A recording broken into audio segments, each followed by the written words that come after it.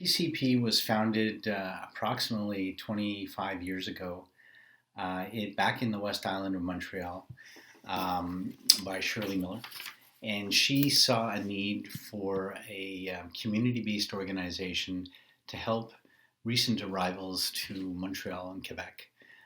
She saw that there were more and more over time recent immigrants who had difficulty, with the culture, with the language, with the weather, and she wanted to find a way to provide an inclusive way to make them feel more welcome, make them feel at home, and to give them information, support, so that they could have an easier transition from a previous life, and most of them had been coming from other countries across the world. Most of the services that have been provided by PCP have been in the form of specific programs, I would say chiefly aimed at children and young students.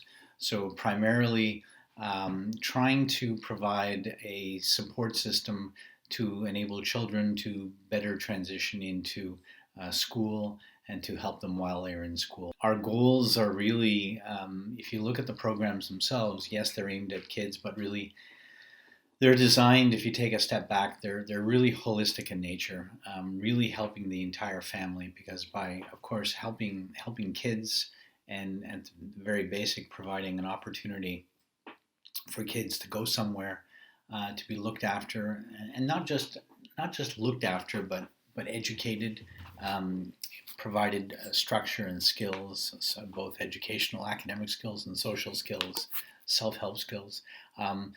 Parents, be it a single parent or two parents, have an opportunity for some respite, and more importantly, to work or to find work. So by providing programs aimed specifically at children, we are indirectly helping other members of the family. And we also, related to that, do offer programs that help adults.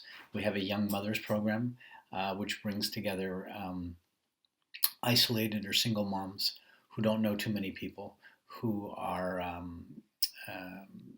who are caring for young children and don't have a lot of opportunities to get out. So we generally invite them over to PCP to sit around and chat, to discuss issues that are on their mind, and certainly during non-pandemic times, have an opportunity to cook together, share recipes, perform, do a craft, that sort of thing. So it's really sharing and having a relaxed, fun time. In addition to all these programs that we're providing over the last 25 years, we also get into, or we're also starting to explore other programs that we feel help to contribute to the greater whole, to help the oneness of the individual in different ways that we can connect with the community and address some of the very real needs that help break things like any type of stigmas. We want to encourage self-awareness and self-actualization. We want to break isolation. We want to make sure that we are doing what we can to bring the community together. Being an organization that goes into the community, that has historically encouraged people to come together, that's a real challenge during a pandemic. And so we've had to really adjust some of the programs that we've offered. Obviously, we've been unable to offer any type of group gatherings that we previously would have had, community meals and get-togethers in kitchens to bake stuff, that sort of stuff. But we've adapted. We have always considered our mission.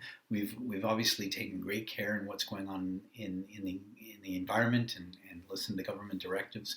But as a community organization, we've been continuing to offer in-person programs. Way back during the summer, we offered our summer camp, albeit at reduced capacity. So the approach we've taken is, while a lot of other organizations went online for very good reasons, we looked at our mission and the value that we provide to members of the community, and felt that given what we were hearing, given what we could do, given what the staff and our volunteers were keen to do, we decided to continue offering in-person programs, albeit with much smaller numbers and with lots of COVID protocols in place. And we're looking at other types of programs that are maybe born out of this pandemic. One issue that has become very clear is youth mental health. And so although we indirectly, I think, address that or do address that in all of our programs, we are now tackling that head on. There's been a demonstrated need for that in schools and other community organizations. We've been offering a mental health program in a couple of organizations so far, but that's something that I think where we can provide great service by going out into the community, out into the schools, helping kids who are dealing with various range of mental health issues, and helping them through it, and giving them the coping mechanisms necessary to not only help themselves but ideally to help others. All of these things take time, right? All of these things take and they take time, and the results are not necessarily instant. You can see the value you're having by being there, but to help change somebody's perspective, it's not necessarily easily quantifiable, and sometimes it takes months or a good year or more to see any changes. And so the other challenge that I see is the immediacy challenge, right? We live in a world where, especially if you're trying to attract money, that you want quick results, and we're not in the quick results business.